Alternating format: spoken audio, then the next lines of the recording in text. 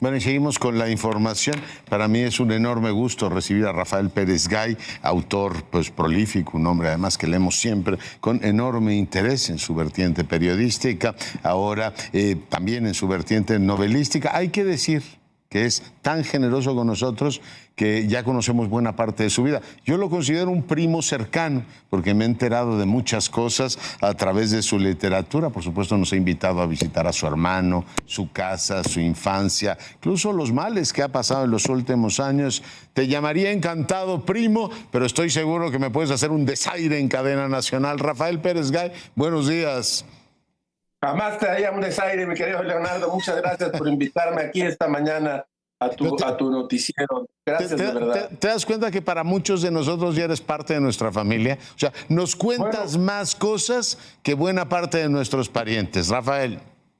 Bueno, fíjate que esta especie de striptease literario que yo hago en algunas ocasiones tiene que ver con una tendencia literaria que se ha dado en llamar de un modo un poco incorrecto, si tú quieres, autoficción o literatura del yo, que es ese momento en el cual Leonardo, un autor, inquiere a su propia alma sobre asuntos que tienen que ver con cosas fundamentales en la vida: el amor, la muerte, tú lo has enumerado, los padres, los hijos, el México del momento en el cual estás escribiendo y la forma en que uno se enfrenta a todo ello. De modo que efectivamente, ahora que te oigo empezar esta entrevista, pensaba yo en este escritor que tú conoces bien, que es Amos Oz.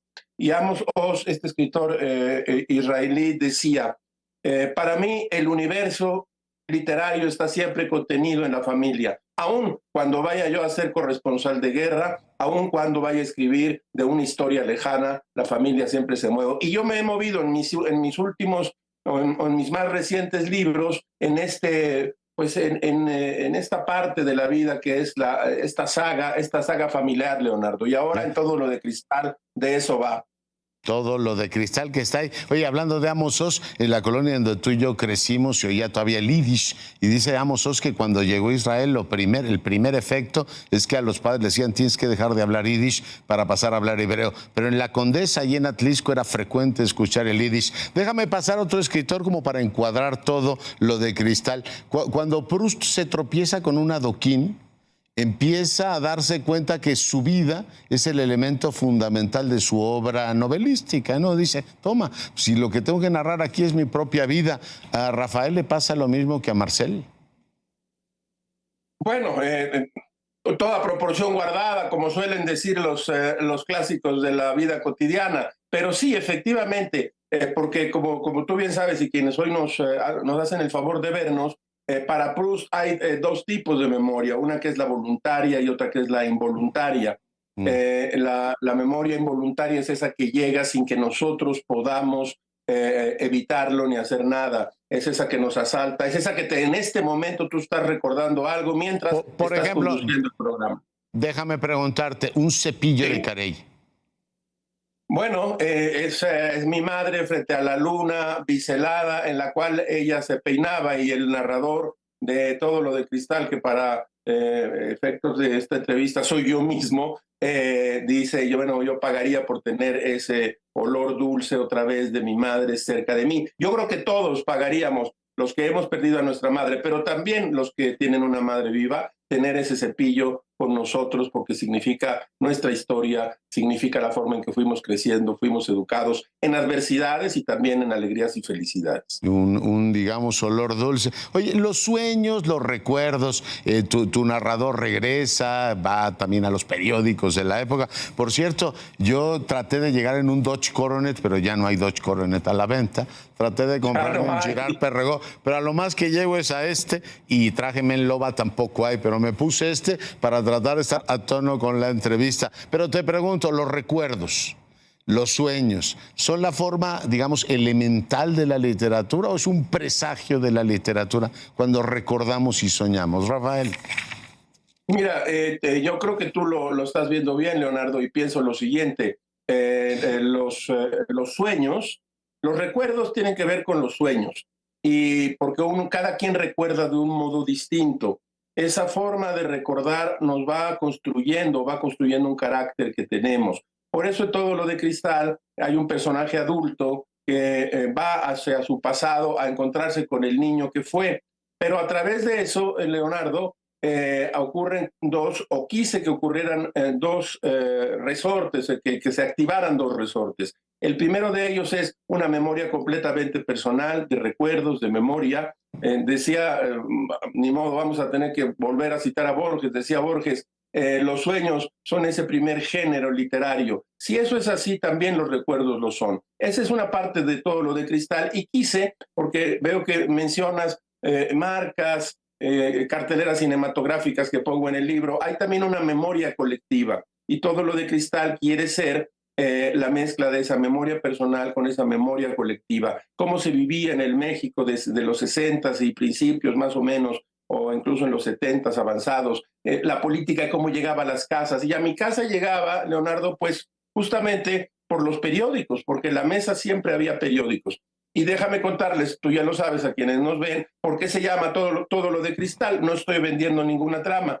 Yo acompañé a mi familia en 22 mudanzas, primero porque teníamos un aire de gitanos y luego porque a veces nos hacía falta dinero y teníamos que salir en la noche después de no pagar. Toda la historia empieza en una casa de mudanzas, ¿eh? Así es, exactamente. Entonces, las hermanas mayores sacaban la ropa, la madre llegaba con con cajas de Fab Roma, que yo no sé si sigue existiendo, y al menor de la familia, que era yo, le tocaba envolver en periódicos Todo lo de Cristal. Pero ese niño se detenía a leer el periódico, entonces ahí leía un gol de Pelé, una tajada de Antonio Mota, el gran portero del Necaxa. Me pongo de pie, no me pueden ver, o si me ven me pongo de pie. Pongamos a prueba su memoria, narrador. ¿Cómo quedó el Necaxa con el Partizan? A ver si leía bien los periódicos. No me acuerdo. A ver, dime tú, dime tú. No, yo no dime me acuerdo. Tú, no, dime tú. No, yo sí me acuerdo. Ganó el Necaxa 2-1. Ya lo ves. Entonces, ¿sí te acuerdas de eso? ¿Ah? Sí, claro. Hay que soplarle al narrador. No, al narrador hay que soplarle, pero ¿sabes cómo le soplan? El narrador dice, bueno, todo esto que estoy recordando ocurrió o no ocurrió. Entonces, solo tengo como asidero los periódicos. Se dirige a la hemeroteca una y otra vez para ver, para encontrarse a un personaje que lo ponía muy nervioso, una actriz que se llamaba Patty Duke. Para quedar fuera, solo viendo los cartelones de aquella gran película que era El Graduado. A ese narrador lo ponía muy nervioso y echaba a volar los perros de la imaginación cuando veía a Dustin Hoffman con esta actriz, con Anne Bancroft, que era mayor y él tenía una relación con ella. Entonces, y la música, ¿te acuerdas? Oye, no, en aquella época... Bueno, esa fue un peliculón, pero en aquella época hasta Barnaby Jones nos parecía entretenida, Rafael.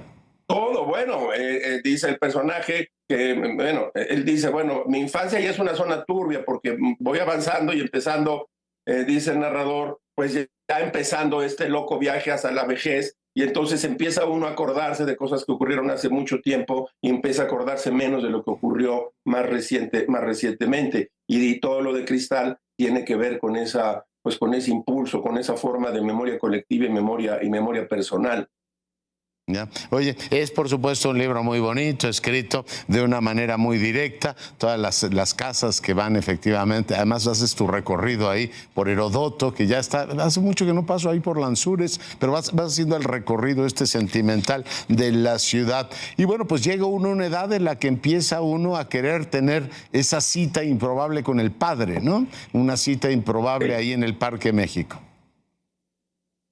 Sí, es un momento en el cual el adulto se encuentra con el padre y se encuentra también consigo mismo. Es un recurso literario que se ha utilizado y que yo he vuelto a utilizar, ese momento en el cual los tiempos se entrecruzan y puede uno verse de niño. Yo creo que todo el tiempo estamos entrecruzando tiempos, tú mismo, quienes nos ven, recordamos al niño que fuimos, y entonces ese niño se confronta, por decirlo así, con el adulto. Y luego viene el encuentro necesario, no es la hora del diván, pero bueno, vamos a decir, con el padre, es decir, el encuentro que todos hemos tenido y todas, desde luego, con nuestro padre.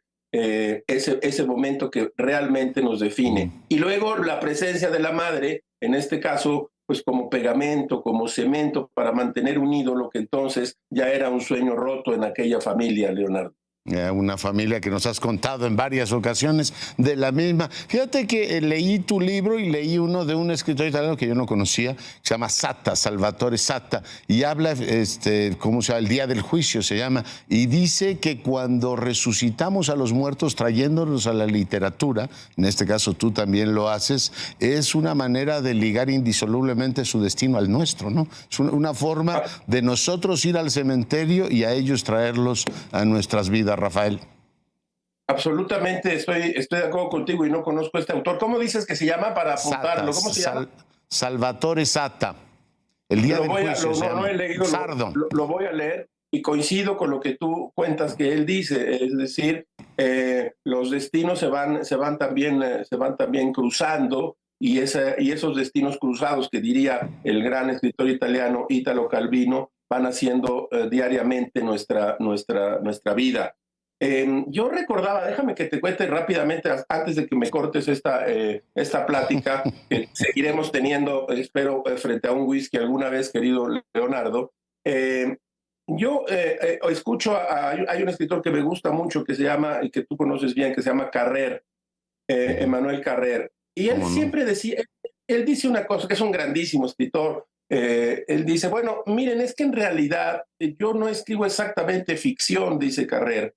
Utilizo todos los recursos de la ficción, la destreza, la descripción, los planos temporales, la densidad de un personaje, pero en realidad lo que estoy haciendo es hablar de cosas que me han ocurrido. Se trate de un tsunami, como en uno de sus libros, se trate de un hombre que lleva una doble vida y que acaba cometiendo un crimen, como en El adversario, que conoces bien. Bueno, sin ninguna proporción guardada, yo digo un poco lo mismo, es decir, utilizo todos los elementos de la ficción, pero y escribo sobre lo que me ha pasado. Pero escribiendo este libro, que fue como un viaje interior, un poco como un autoanálisis de caballo, diría yo, buscándome a mí mismo y yendo a este viaje interior, me di cuenta que la memoria y el recuerdo, leyendo también a otros autores, la memoria y el recuerdo son un momento de creación, y esa creación puede ser literaria. Lo es creativamente solo en el momento de recordar, pero si le vas dando forma se puede convertir en un momento literario, y eso es lo que yo me propuse con todo lo de Cristal. Y para mí a mí me parece admirable, porque leía, no sé qué cínico, decía, yo no voy al psicoanálisis porque mi vida privada es demasiado privada para que yo me meta en ella. Y tú a través de la literatura te metas y nos la compartes. El productor me está diciendo que nos tenemos que ir. Yo te propongo que efectivamente nos tomemos un whisky, pero que sea un whisky VH. ¿Le parece raro a usted que un whisky, en este caso, haya un buen whisky que cueste menos que los importados, Pérez Gay? Aquellos años, imagínate, yo lo veía ahí en alguna de las mesas de las muchas casas que habitamos. Te agradezco mucho, como siempre, tu lectura y tu generosidad para conmigo y las cosas que escribo, Leonardo. Te mando abrazos y gracias por compartir todo esto y hacernos sentir como de tu familia, mi querido Pérez Gay. Ya no nos da tiempo de hablar. Por cierto, le recomiendo mucho que le eche un vistazo a su columna el viernes.